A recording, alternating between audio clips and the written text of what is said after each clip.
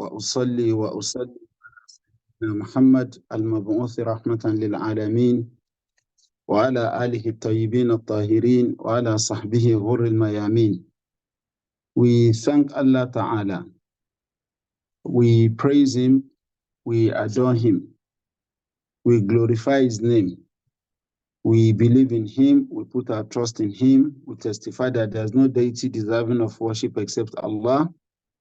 We also testify that our teacher, guide, and leader Muhammad ibn Abdullah is the messenger of Allah and the final apostle sent to mankind.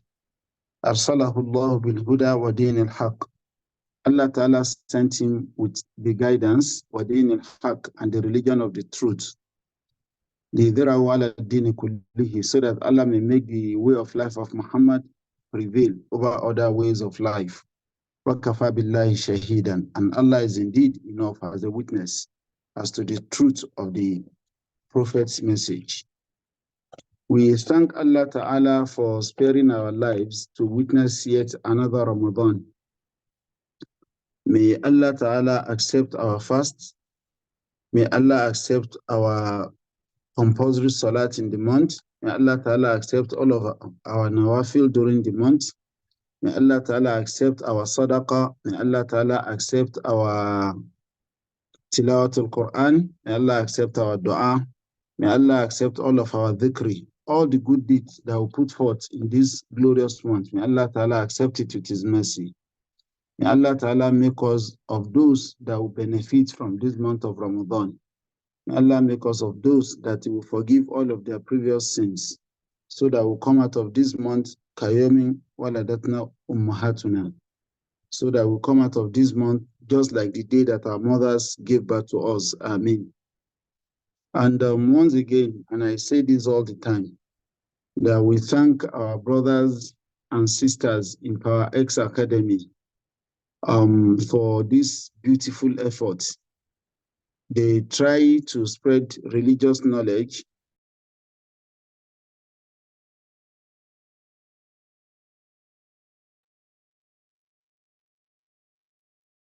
Sorry, I had a call trying to come in, so I tried to mute the call. So they try to spread religious knowledge, and they also try to spread what we call worldly knowledge to prepare our children for IGCSE, for A-levels, for computer coding, for every aspect of skills that can be useful for their lives. And they do this free of charge. So dedicating their own time, dedicating their own efforts, dedicating their own resources into this,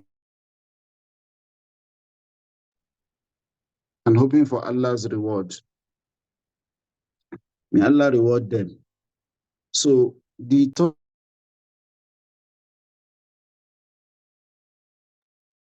Subhanallah, please just forgive me. So many calls coming in from Nigeria from different people.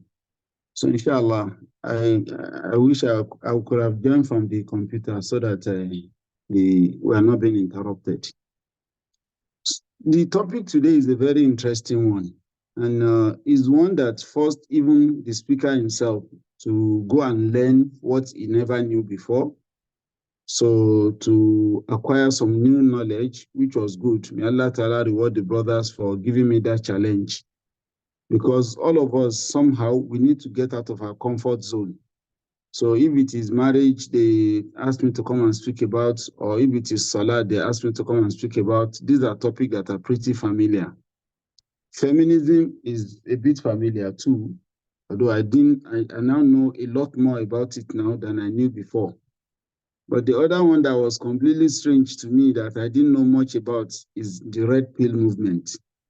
So the topic, as we all saw, that they gave us is that feminism and red pill, or between feminism and red pill, where should a Muslim stand, or what is the stand of Islam?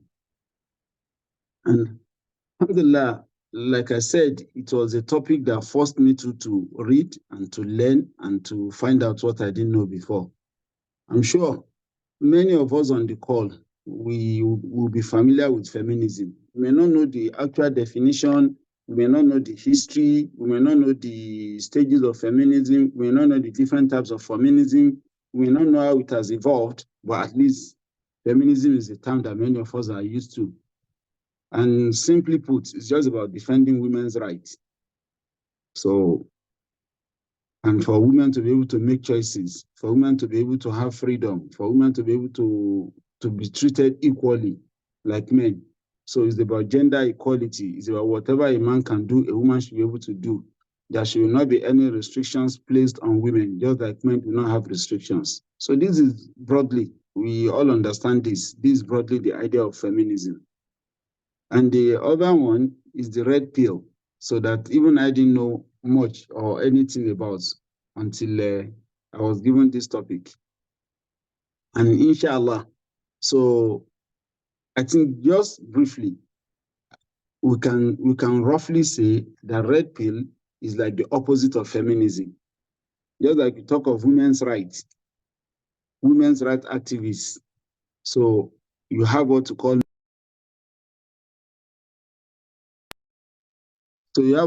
men's rights activists. You have what to call manosphere, that is the world of men, just like we have atmosphere. So you have what they call manosphere. So you have what to call being a real man, or what to call being an alpha male. So what to call masculinity. I want to be a man, so I don't want to be treated like a girl or like a Didere in Yoruba language. So these are the ideas roughly. But before I delve in like a serious topic, I will start, because when you discuss a subject of feminism or subject of red pill, honestly, the audience does matter.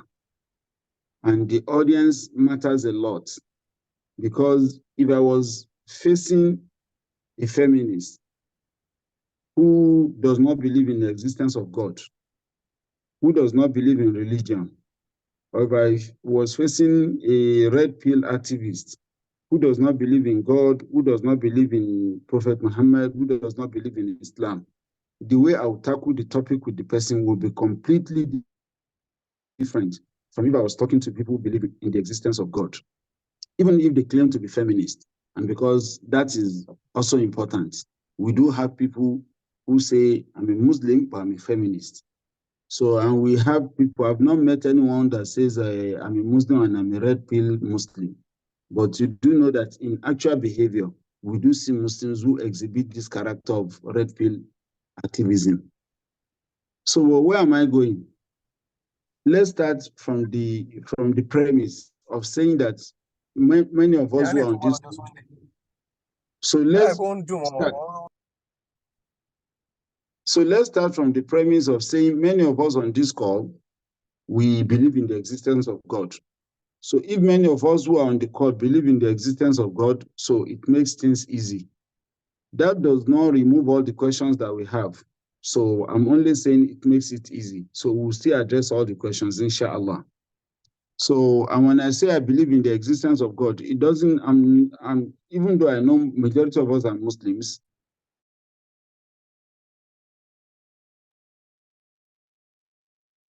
even for those of us who are not Muslims, it's still okay if you believe in the existence of God. So it makes my discussion easy, to be honest.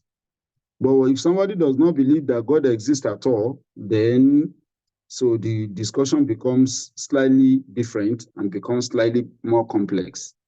But let me assume that we believe in the existence of God, even if there are non-Muslims on the call. And it's easier if all of us are Muslims. That even makes my life a lot easier. The first thing is that if you believe in the existence of God and you believe in the existence of Allah as your Lord that you worship, the first thing is we have to discuss a bit about what are the attributes of Allah, or what are the names of Allah, and what are his attributes. The reason that becomes important for this topic of feminism and red pill is would soon become obvious. First, one needs to establish that Allah, if you believe in the existence of Allah, the first thing is that in one hadith al-Qudsi, Allah Ta'ala told Annabi Sallallahu to tell us that, Ya ibadi, O my servant, Inni haramtu dhulma ala nafsi. I, Allah, haramtu dhulma ala nafsi. I've made oppression haram for myself. Haramtu dhulma ala nafsi. I made oppression haram for myself. Waja'altuhu bainakum muharraman. And just like I made oppression haram, prohibited for myself, waja'altu bainakum muharraman. I've also made it prohibited among yourselves.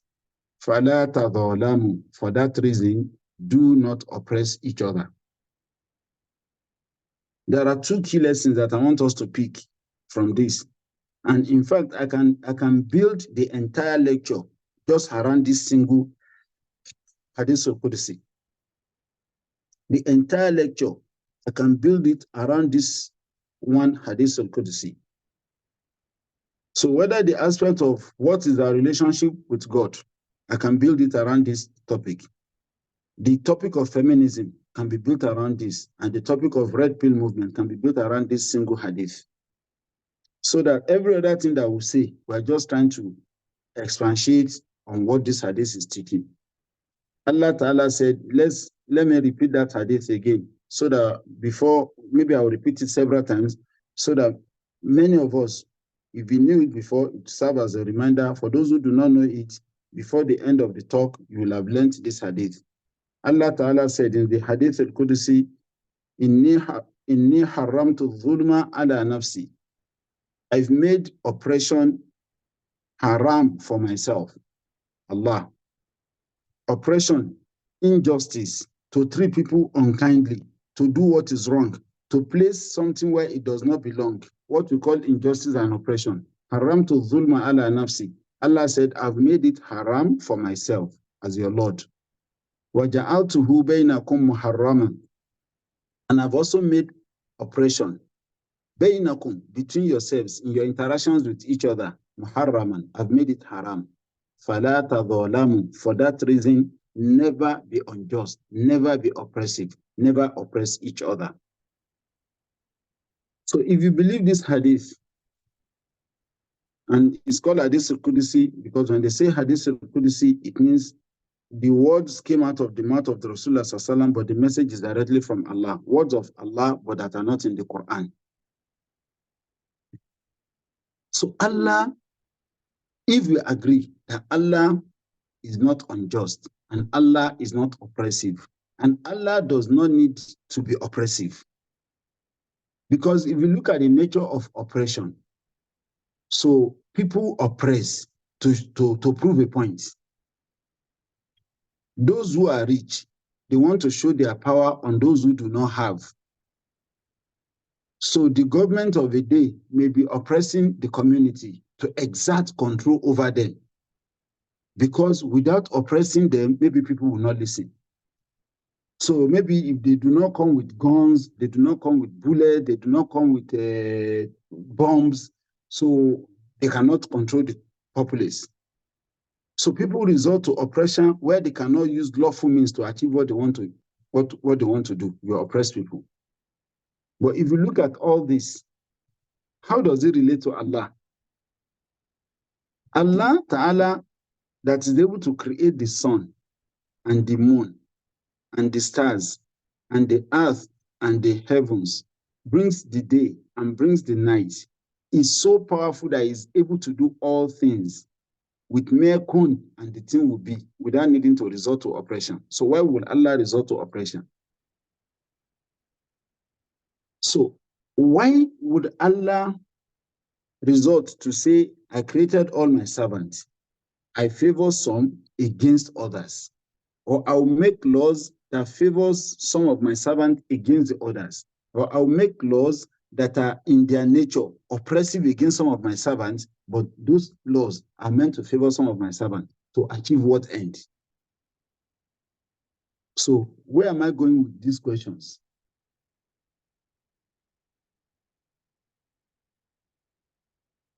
There are laws in the deen. And why do we even need laws at all? Let's start from why do we even need laws? Why can't it, let's say Allah even created us. Why can't he create us and just hands off? Why can't he create us and just let us be? Why must he tell us how to lead our lives? Let's say he's even the one that created us truly. Yes, and we agree that he created us. Yes, he could have just let it end there. So create us and leave us to run our affairs ourselves. But subhanallah, it doesn't work like that. And let me give us a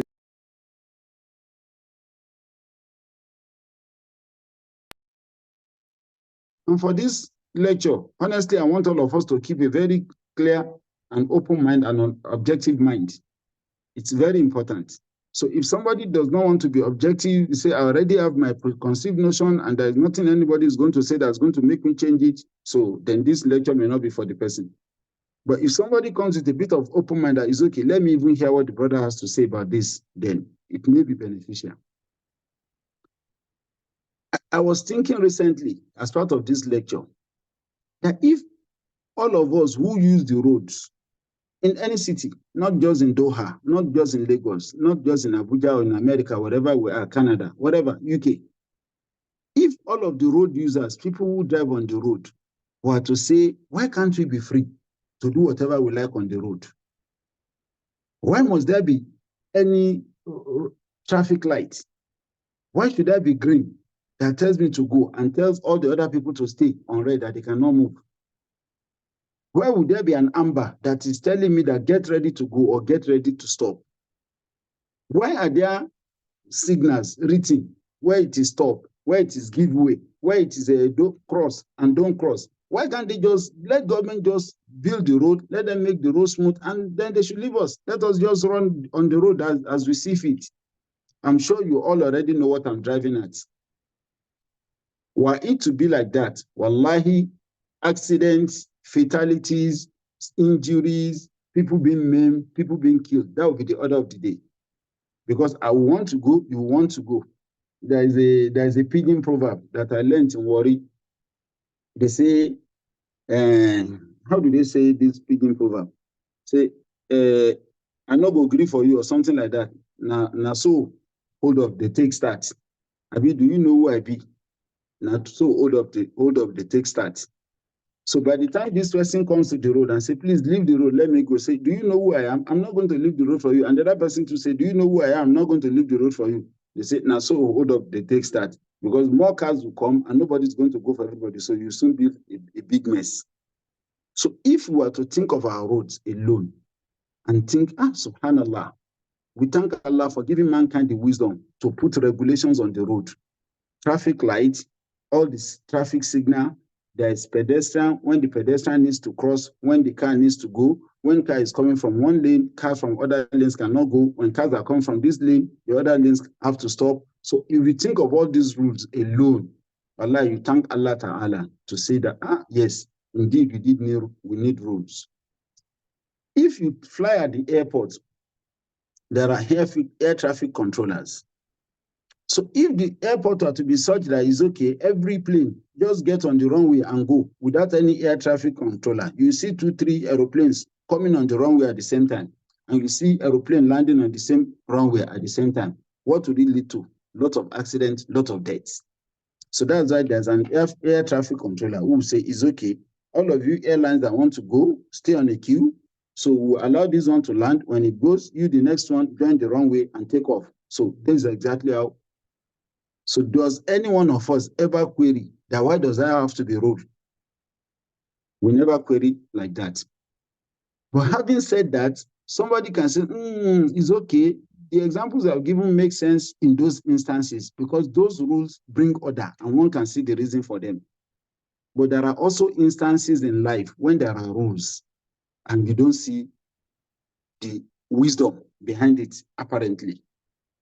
It may take someone else to point out the wisdom to you, or it may take you thinking deeper for you to know the wisdom.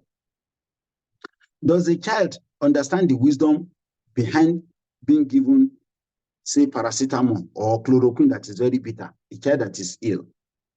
When you want to give a child that is ill paracetamol or something that is very bitter, what is the initial reaction of the child? No, I don't want, it's too bitter. In fact, they will try to spit it out. But parents, whether mother or father, And because saying mother alone is already a trigger. If there are feminists here, why does it have to be mother? Why can't it be father? We'll come to that. So let me say parents. So a parent that wants to give the medication will now say, even though you do not like this medication that I'm administering to you, I know that administering this medication to you will make you better.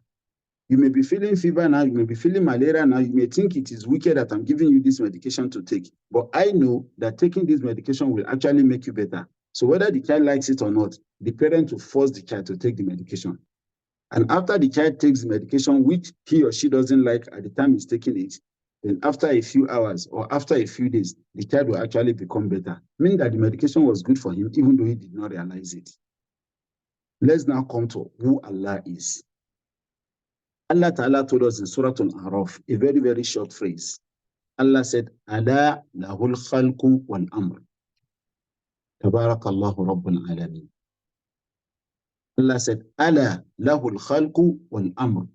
Tabarakallahu Rabbul Alameen. Allah said, indeed, lahul khalq.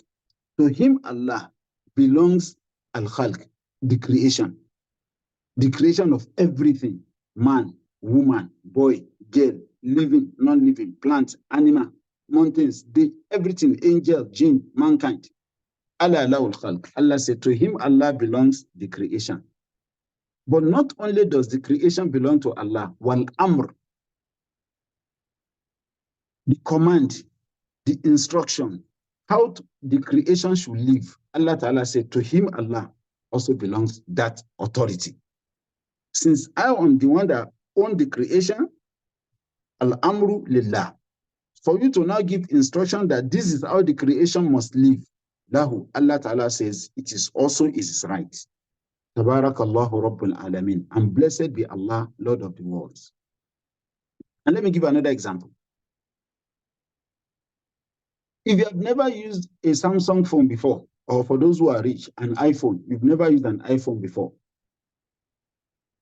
If you go and buy an iPhone today, it comes with an instruction manual. It will tell you, this is how to switch it on. This is how to switch it off. This is where you switch off the mobile data.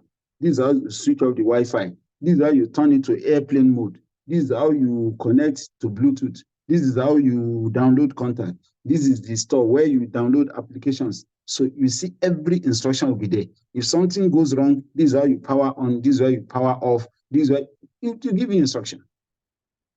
So is it possible for you to now say that the owner of Apple, Steve Jobs, or whoever is the manager now, Tim, the CEO now, Tim, it is wrong for you. Just make this iPhone, you don't have to give me instruction on how to use the iPhone. You will not claim, you will not say like that. You say the one who created the iPhone, who made the iPhone, is definitely the one that is best suited to tell you how to use the iPhone, because it is his making. That's exactly the relationship Allah Ta'ala has with all his creation. He created us, so because he created us and nobody has argued that he's not the one that created us, or nobody has argued with Allah to say, I share in the creation of mankind, so Allah Ta'ala reserves the complete right to tell us how to live. Let us establish that. But when Allah gives us instruction, at times, it is like you giving a child candy. The instructions are very, very pleasant. They are sweet. So they fit exactly what you want. You talk of man marrying more than one wife now, the brothers will be very happy. They will smile because it fits what they want. You see? So you talk of a woman, whenever you are off salat, whenever you are doing menstruation, you don't have to pray salat and you don't have to pay it back. That is quite pleasant. So it fits. So you talk about Rijalu Qawamun ala Nisa, that a man is the one that is in control of the home, for example, or is the boss. So it suits a man. But and you talk about spend on them, ask your nominals to pay for their accommodation, feed them and all that. It suits a woman that, alhamdulillah, you see the Quran says you should feed us. So when you give a candy to a child, the child is very happy because that suits him. But when you administer medication to a child, especially if it's a very bitter medication, he doesn't like it. But in both cases, the parent is doing what is best for the child. So whether the instruction that Allah has given us, whether you understand the wisdom behind it or you do not understand the wisdom behind it, let's first go back to the fact that حرمت الظلم على نفسي وما ربك بظلام للعبيد وللعباد. So Allah Ta'ala can never be unjust to his servant. Allah will never be unjust to us. So if you now look at that and you establish that Allah can never be unjust with us, it then comes to the issue of, but why do we see some rule in Islam that seem as if they are unfair to women? And I'm talking about feminism now, the whole premise of feminism. The whole premise of feminism is to say, and the movement started a long time ago. It actually started in the 16th or 17th century, where women were starting to agitate. But it became like a proper idea in the 20th century, where you have writers who started to write. And subhanAllah, like every ideology, when you read any ideology, you see a lot of good things in them. But you also see things that you start to say, that does not make sense, or that does not sit well. And that is why, subhanAllah, we claim that Islam is the only perfect system. Why do we claim that Islam is the only perfect system? Because look at every other system. Any system that has the input of man in it, whoever is making that law will make the law to be suitable to himself, even if it is not suitable to others. It is just normal. Look at your example in Nigeria today. You talk of people going through difficulty, things are tough, wages are low, roads are not there, removing fuel subsidy, but you have 469 people sitting in what you call the National Assembly, in the upper and the lower chamber. They never make any law at all that will harm them. Any law they are going to make, they will sit down and scrutinize to make sure that the 469 of us that are sitting down here, there is no way this law is going to impact us adversely. That is the nature of man. So that is why whenever you see any law that is man-made, even if it has merit in it, wallahi, you soon see the disadvantage of those laws. Look at the genocide happening in Gaza, for example, now. So even if the whole world say that this is wrong, let us stop it. You have a few countries that call themselves the Security Council, and any one of them can veto what the whole world wants, and it will not happen. Straight away, people will start to say, So the United Nations that we thought was going to bring good has actually become something that is used for evil. If one country can have the power to veto what everybody wants, and we cannot go ahead because of a single veto, that is the nature of man-made laws. It is only laws made by Allah that do not have any interest whatsoever to protect. Allah Ta'ala does not have bias. Allah Ta'ala does not have a wife to say that if I make this law, it may impact the business of my wife. Allah does not have children to say if I make this law will impact my own children, so I cannot make this law.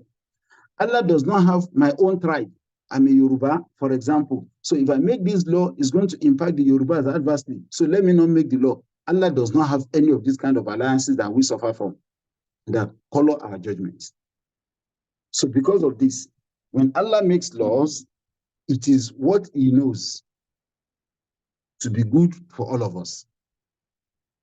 There are some qualities or some sifat, the description of Allah, attributes of Allah, that we should be thinking, that we should think about. Allah is Al-Alim, Al-Alam, and Alim. Allah is what? Alim, the one that is full of perfect knowledge. Or Alam, the one that knows it all. Alim, the one that is full of knowledge. So all of these are coming from the same description, knowledge. Some people are knowledgeable in life too, but they are not wise. Allah also described himself as what? Al-Hakim, the one that is with complete wisdom. Is knowledgeable, is wise. Allah is also Al-Aziz, the one that is almighty and all-powerful. Yet Allah described himself as Ar-Rahman, the one that is most merciful and most compassionate. is also Ar-Rahim. So if you look at the way Allah Ta'ala described himself, it is because let us think of, let's say we have a king that is very powerful and that does not have mercy. You see, he will use his power in a way that will cause destruction and havoc in the land because he doesn't have mercy. And yet you can have somebody who is a very merciful person, but is not powerful. So people who are very merciful, they don't want to hurt anybody. They want to do what is good for everyone, but they don't have power. But yet Allah is that combines absolute power with absolute mercy, absolute knowledge with absolute wisdom. So when you now combine all this, wallahi, it starts to create a picture. It should create a picture in the mind of a believer that there is no way Allah can be unfair to anyone. And that whatever law Allah Ta'ala makes is not because he wants to favor a group against another group. Many of the laws of Allah, we see the wisdom in them very, very clearly. Do not drink alcohol. We know today that alcohol is the #1 cause of most road accidents. Alcohol leads to liver, kidney failure. Alcohol leads to this. Do not engage in riba. When the world says we will not listen, we will engage in riba, all of the great depression and recessions that the world has suffered has been caused purely by riba, backed by facts. So many things. Do not commit zina. When the world says we are going to commit zina, when HIV and AIDS spread indiscriminately, people will say, it's true, maybe it's not good to commit zina. So there are many times that Allah is giving laws and you can obviously see the reason. But Allah, because he's the creator, he also reserves the right to give us law that even though we may not see the wisdom in it, wallahi, it is coming from his law for us and his mercy on us. So because what I've heard from Muslim women who claim to be feminists, what I've heard from them, some of my interaction from them, is that when you talk of, and let me tell you a few things that they have that they do not like. When you talk of hijab, why do women have to cover, whereas men don't have to cover? Why is a man allowed to marry up to 2, 3, or 4 wives? Why are we as women too not permitted to marry 2 or 3 or 4 husbands? Why are we as women? Why do we get half of the inheritance when the relative dies? Why does a man get times 2 of what a woman gets? These are the questions. These are the questions. I mean, these are some of the questions that I've heard. So, and that's why I said, if you first establish the fact that Allah can never be unjust, and Allah said he made oppression haram for himself, and after making oppression haram for himself, he now made oppression haram for us, and he said we should never be oppressive towards each other. If you have this conviction, Allah, all these questions will just clear away straight away. Unfortunately, many of us do not have knowledge. And if you don't have knowledge, or you have half knowledge, or you have a quarter knowledge, any little wind can blow you in the wrong direction. I'm talking about wind blowing somebody in the wrong direction. Let me ask us. Let's say I'm a medical doctor, for example. Do I know every aspect of medicine? Surgery, pediatrics, geriatrics, obstetrics and gynecology. Do I know every aspect of medicine? It's not possible. Internal medicine, family medicine, it's not possible. It means if no matter how brilliant I am in medicine, it's not possible that I know every aspect of medicine. But if I now meet someone who asks me a branch of medicine that I do not know, or if I meet someone who tries to put a little doubt in my mind because I do not know some aspect of medicine, is that enough for me to say, you know what, since I cannot answer these few questions about medicine, it means medicine cannot be true. I disbelieve in medicine from today on. I'm not a medical doctor and I'm abandoning medicine. What would I do? I will not do that. I will say, yes, there are these questions that you've asked me about medicine that I do not have answers to. I'll go and ask from those who know, or I'll go and research it further. But I will not say I abandon medicine because I cannot answer a few questions about medicine. Or if you're an engineer, let's say a chemical engineer, It's not possible that you know every single aspect of chemical engineering. So if somebody now asks you a few questions on chemical engineering and you cannot answer, you cannot say because I cannot answer these few questions or because these few questions are unclear to me about chemical engineering, so I disbelieve in all of chemical engineering straight away. I'm not a chemical engineer. Yet, this is the attitude of many Muslims when it comes to the issue of the deen. When someone asks you a few questions about your deen that you cannot provide answers to, you lose your answers completely. Not only do you say, I do not have answers to this one, let me go and ask those who may know more than me. You say, I disbelieve in the religion completely. And you see people living in Islam because of these questions. وَلَيْسَ الذَّكَرُ كَالْأُنْثَى. Allah Ta'ala told us in the Quran, Surah to Al Imran, وَلَيْسَ الذَّكَرُ كَالْأُنْثَى. Allah Ta'ala said, a man is not like a woman.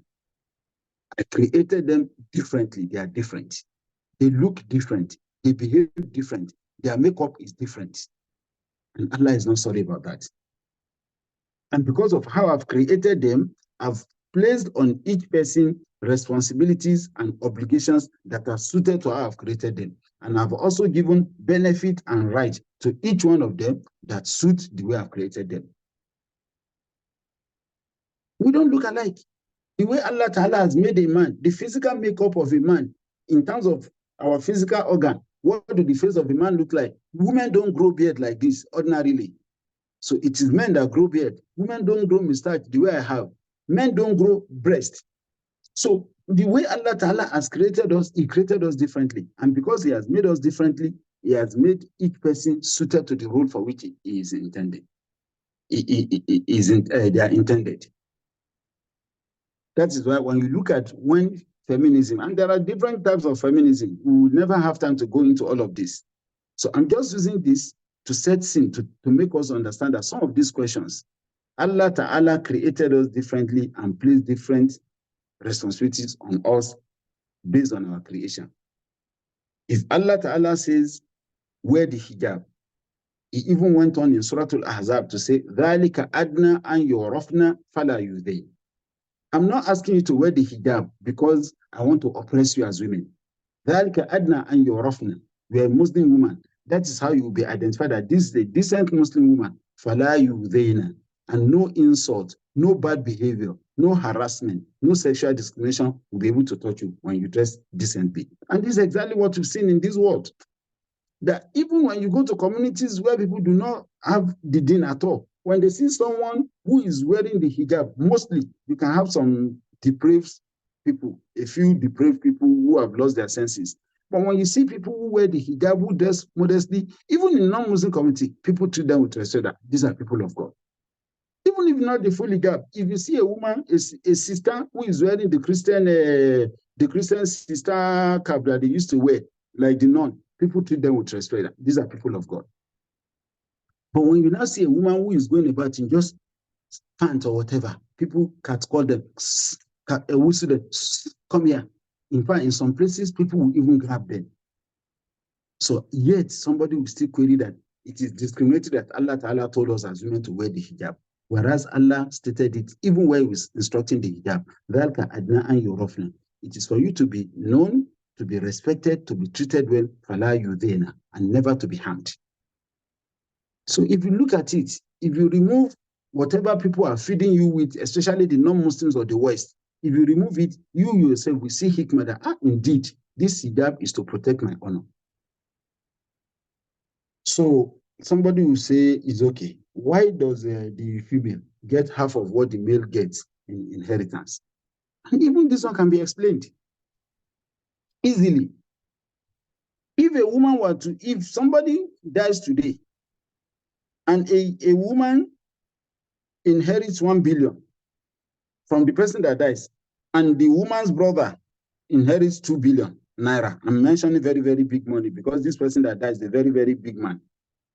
You see that this lady with a 1 billion naira that she has today, the brother will still feel like, I have to take care of my sister. The brother will still spend on the sister.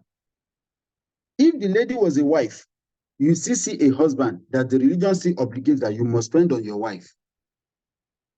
If the lady was a mother, you still see the children, who is the man that still has to spend on this woman. So that at the end of the day, the 1 billion she is not obligated to spend anything on herself out of that 1 billion. She can spend everything to buy more jewelry, to buy more shoes, to buy whatever. But what she's going to feed, the house she's going to live in, the clothes that she's going to wear, Allah has still made it the responsibility of somebody else. So if Allah Ta'ala now says that somebody else that is supposed to be responsible for what you wear, for what you eat, for where you live, for taking care of your health, so let that person get ×2. Because out of that ×2, he is going to be responsible for taking care of all of your own needs. That's why Allah Ta'ala has mandated that the Dhakar Mr. Hadil Unsay. There is nothing unjust in it. And we can go on and go on like that. But the aim is not to defend every single thing. The aim is to tell us that Laysa Dhakaru kal Unsa. Every instruction in the deen, even where you look at it and say, that seems to favor men, that does not seem to favor Allah Ta'ala, can never be unjust. And for you to know, for those who want to say Islam is oppressive, Islam is repressive, wallahi, Islam is the one that brought women the biggest and the most basic rights. Look at it. When Annabi Sallallahu came, how were women being treated in Makkah? Even the right to life, when people have female children, subhanallah, they felt ashamed. How can I? Even the right to life, female did not have before the Islam came. A man will be so ashamed that how can I have a girl? What am I going to do with a girl? And he has to face up, and he will not tell himself, he will take the red pill. Let me bring the red pill in here briefly. He will take the red pill. That is it that I become a laughing stock among my friends that they say, see him, very weak man. It's only a girl that he had. And they will be looking at him. Let me hold the girl. Let her live. Ala hunin, with disgrace, with contempt. They will be laughing at me. I'll become an object of mockery among my friends. Or let me take the red pill and become a strong man. Let me be the alpha male. Let me do what an alpha male should do. Is that I have to bury her alive. To prove to my friends that I'm a strong man, I'm not a weakling. Then many of them, they will take the option of burying her alive. Or so those who are weak, those who thought they were weak, I'll keep her, but people will be insulting me. Islam was the one that first changed this, that restored that. No, these girls are as important as boys. Let them live. Islam is the one that came to tell us that when in many cultures before, when a person dies, women do not even inherit anything at all. Islam is the one that restored right of inheritance. Islam is the one that restored right of owning property for women. Islam is the one that restored right of obtaining knowledge for women. It is in Islam that Nabi Sallallahu told us that whoever Allah blesses with 2 or 3 children, and you bring them up in the way of Allah until they get married, Allah Ta'ala, they will be your sabab to enter Jannah. It is in Islam that when a man came to ask Rasul Sallallahu that man ahakun nasi bihusn sahabati, who is the person that is most deserving of my good treatment? And Nabi Sallallahu said, your mother. Then who? Your mother. Then who? Your mother. Then who? Your father. 3 times to 1 time, and 3 times coming first before the mother, before the father.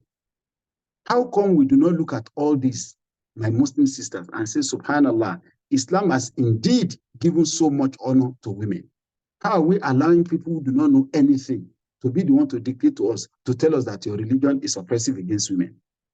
Please, let us drop this issue of feminism. Anything that is good in feminism, wallahi, already exists in Islam. Because if you look at feminism when it started, they had some very, very good cases. In the beginning, feminism was about women have a right to education. Because in the Western civilization that we are calling Western civilization today, 300, 400 years ago, women could not even go to school. A woman cannot go to school. When they see a woman reading, you see, if you watch very old movies, you will see somebody who will beat her. What are you doing? Your only duty as a woman is just to be knitting. Is either you are knitting, or you are sewing, or you are making dough bread, and that is all you can ever be. But for you to say, I'm reading English, I'm reading a book, who told you to read a book? What business do you have with reading a book? That's in Western civilization, just a few hundred years ago.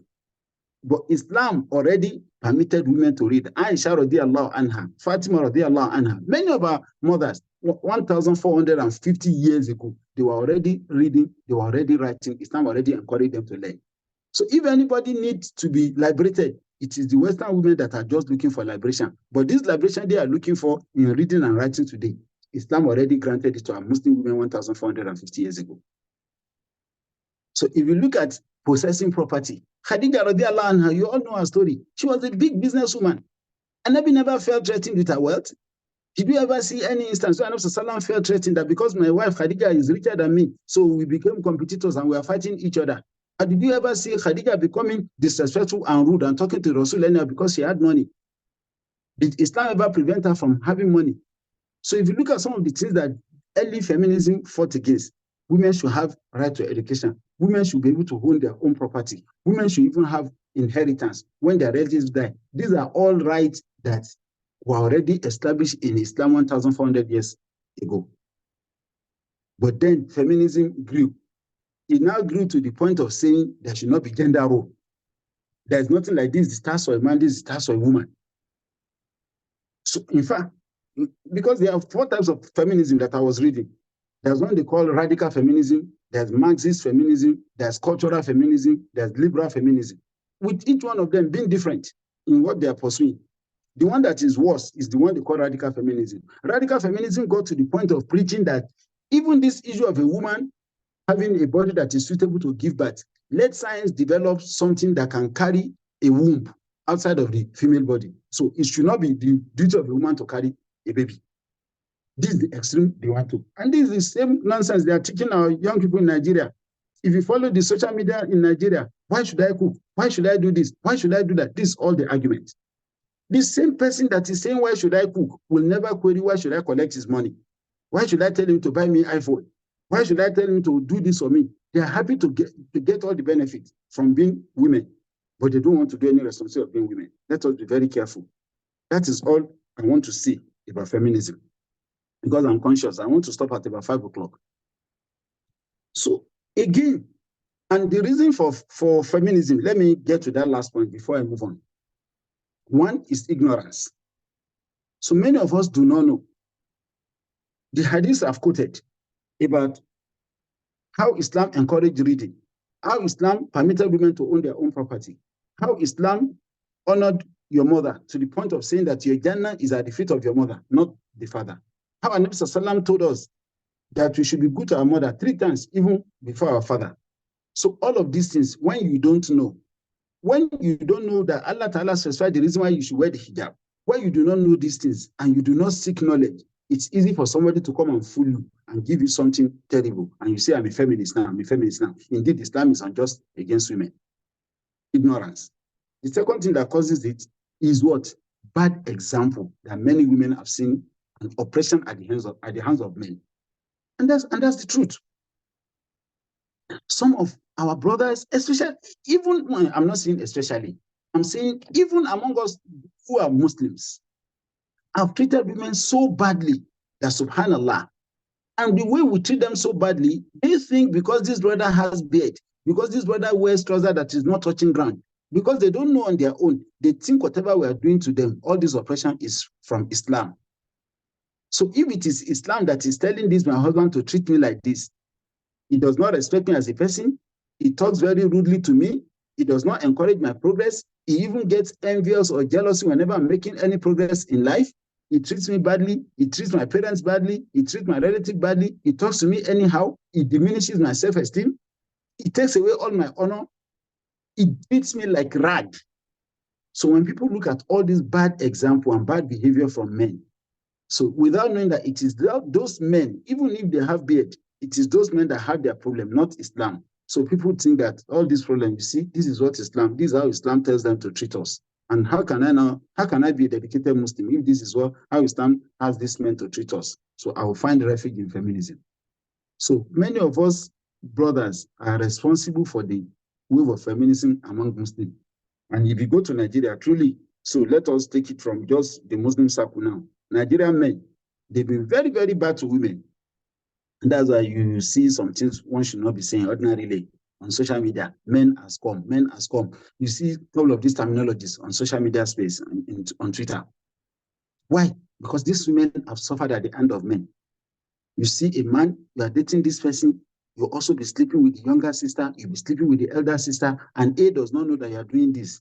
By the time a woman now knows this, how won't they become angry and bitter against all men?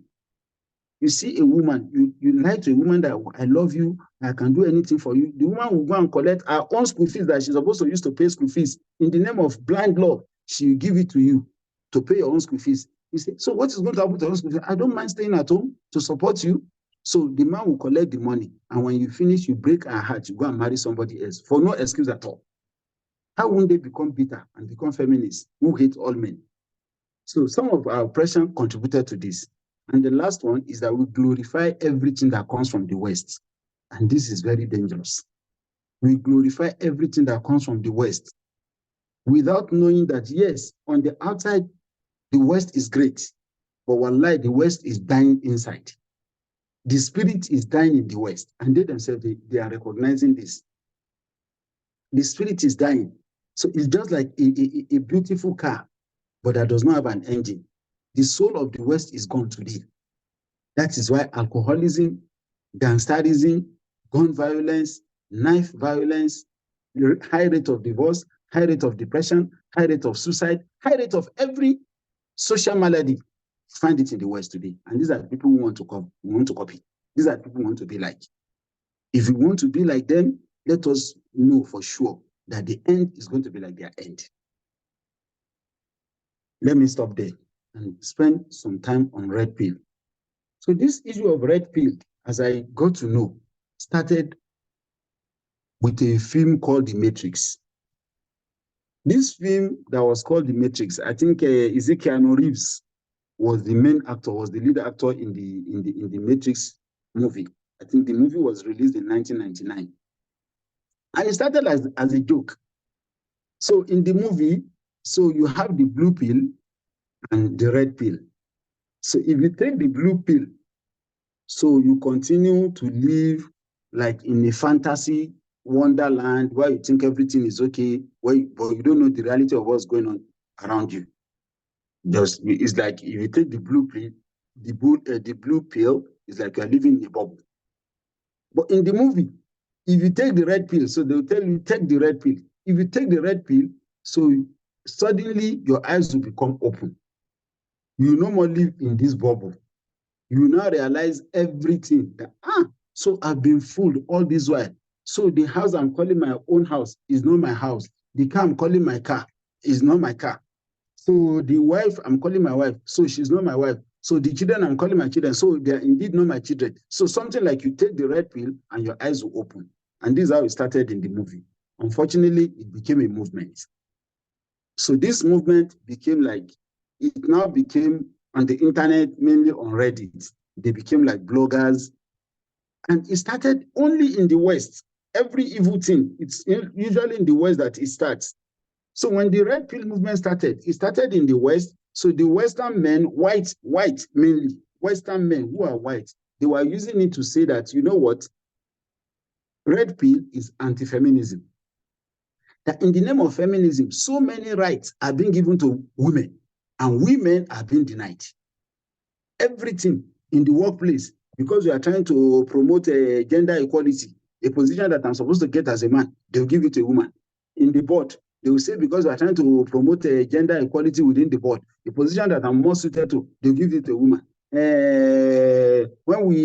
When she gives birth to a child, she'll have 6 months of maternity leave. So everything. So men now started saying that, you know what, in the name of feminism, trying to please women, it's like women are even getting too many rights and women are being disadvantaged. So let us take back our rights. This is how this red pill started. But unfortunately, even from the beginning, from what you have described now, you see that the intention was not good. But if you hear some other dimension of what people call red pill now, and some of the things people are saying, wallahi, we have to be very careful. We should distance ourselves from it. But some brothers are already living like red pills. A brother who says that, you know what? Oh, you woman, you want your right, right? You want your right. Don't worry. Me too, I will not sew any complete clothes for you, even a Muslim brother. I'll just give you 2 years of clothes. I'll give you like that. That is it. I'm taking back my right. I no go agree for anybody, something like that. I read 2 comments to show you the extreme extent that some of Nigerian red pillars have gone. You say, once she becomes pregnant, detach. Can you see this? Once she becomes pregnant, please detach. And the reason you have to detach is what? You have done your part. Let her do her part. So for you to be providing emotional support that she's pregnant, I want to vomit today, I'm craving akara, I'm craving ojojo, I'm craving something that does not exist. Please, it's not of your business. You have done your part. Your part is to get her pregnant. You have done your part. Detach. So let her do her part. It is her part to carry the pregnancy. And you see this kind of extreme red pill. Women want their right. Now she's pregnant. Let her carry it. Somebody gave another very dirty example. You are paying bride price. What stupid bride price are you paying? Something that some other people were enjoying for free before you got married to her. So you paid bride price. And now even some people will still continue to enjoy her for free. After you said you have paid bride price, you are just being stupid by paying bride price. You see the extent that people are going. You take her out. Don't pay for any food. Oh. Let her pay for food and you pay for your food. Let her pay for her food. What do you mean by you should change a phone? What's the problem with changing a phone? Buy your phone, let her buy a phone. So it's almost like preaching that we should not be merciful towards women at all. That's the extent to which they are taking it. So if you look at all these ideas, they have no basis whatsoever in Islam. Wallahi, they have no basis whatsoever in Islam. The basis of relationship between a man and a woman in Islam, first, is not zina. So the issue of somebody having her for free and you say you are paying bride price and somebody will still have her for free after marriage, we know that does not apply to us as Muslims. That's the first thing. A woman should not commit zina before marriage. A man should not commit zina before marriage. The only way a man and a woman should have any knowledge of themselves intimately is through marriage, and that's it. And a man should not commit zina after marriage. A woman should not commit zina after marriage. So the issue of what you paid bride price for, somebody got it for free before and somebody is still going to get it for free, should not apply in our own community. But for us now to even be pushing the idea of don't show any mercy towards women, let them take care of themselves. It's not your problem to take care of them. Please, this does not have any place in Islam. Allah Ta'ala made us qawwamuna ala nisa. Allah said women are the custodians of women. Why? Because of the relative superiority that Allah has given to some above others. And because we are the ones that are expected to provide for their needs. Let's share it 50-50. Or what are you bringing to the table? So before I get into this nikah, we have to know what you're bringing to the table. I'll only do 60%. You two must do 40%. That is not part of Islam. If a woman of her own volition say, my husband, I see you are struggling. I see you do not have enough. I choose to add this to it to help you. Fakulu Hani and Maria. Collect it and enjoy it. And be grateful. But for you to say, we have to split it. And that's part of red pill. So I'm not going to grieve for anybody. We should not be like that. So may Allah Ta'ala guide us. I see that I have gone beyond 5 o'clock a little bit. There are still a few more points I would have wanted to say. But in case people have questions, so maybe the question. But so when we say where does a Muslim stand stands on Islam. A Muslim stands on Islam. Waqulu linnasi husna. We treat each other with love. We treat each other with respect. We treat each other with compassion. When Allah Ta'ala instituted marriage, He said, "Litaskunu ilayha," so that you may find peace and tranquility with each other. A man's place of tranquility should be his wife. A woman's place of safety, a woman's happy place should be her husband. وَجَعَلَ بَيْنَكُمْ مَوَدَّةً وَرَحْمَةً. And Allah also placed love and compassion between us. We should love them, they should love us.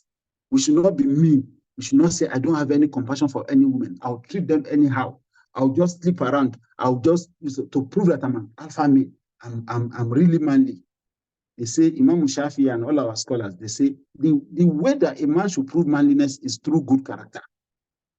If you want to prove that you're a red pill, if you have taken the red pill, indeed, if you take a proper red pill, a good red pill, you'll be that, you know what, whatever this woman does, inshallah, I'm going to be better than her in terms of good character. I'm going to be better than her in terms of good quality. I'm going to be better than her in terms of compassion. I'm going to be better than her in terms of trying to assist her. That is how to take good red pill. But the problem is this, and I normally say this last formula, either for family or for those of us who are already in it, or for those who intend to be in it. A man who shows humility to a woman, if you show a woman genuinely that, don't worry, my sister or my wife, my dear, we are equal. Allah Ta'ala will put your respect in the heart of that woman. She will tell you herself that, you know what, we're not equal. You are my oga. But a man who is always trying to say, I'm your boss, I'm going to subjugate you, I'm going to humiliate you.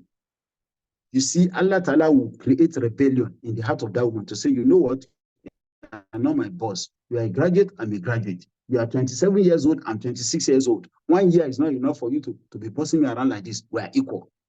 So if you treat her like equal, Allah will place humility in her. She will treat you like superior. But if you treat her like you are inferior to me, Allah will place rebellion in her heart. She will tell you that you are equal. And vice versa too. So when a woman treats her husband with respect, that, you know what, you are my boss, you are my superior, you are the head, you are the head. You see, it is the man that will, Allah will put humility in the heart of man, say, you know what, my wife, we are equal. He will be the one to lift you up to say, we are equal. Don't worry, my wife. You will earn that respect. But a woman that comes into a marriage, we are equal, we are equal. Nobody can talk to me anyhow. Wallahi, Allah will put arrogance in the heart of the man. The man will subjugate you until you become humbled by force. So let us always keep this qaida in our mind. So let's keep this qaida in our mind. For women, go in, respect the woman, the man, and it will bring you up to say you are equal. For a man, treat the woman like you're equal, and Allah will give her the humility to say, you are my boss. Don't let us do otherwise. Allah Ta'ala guide us.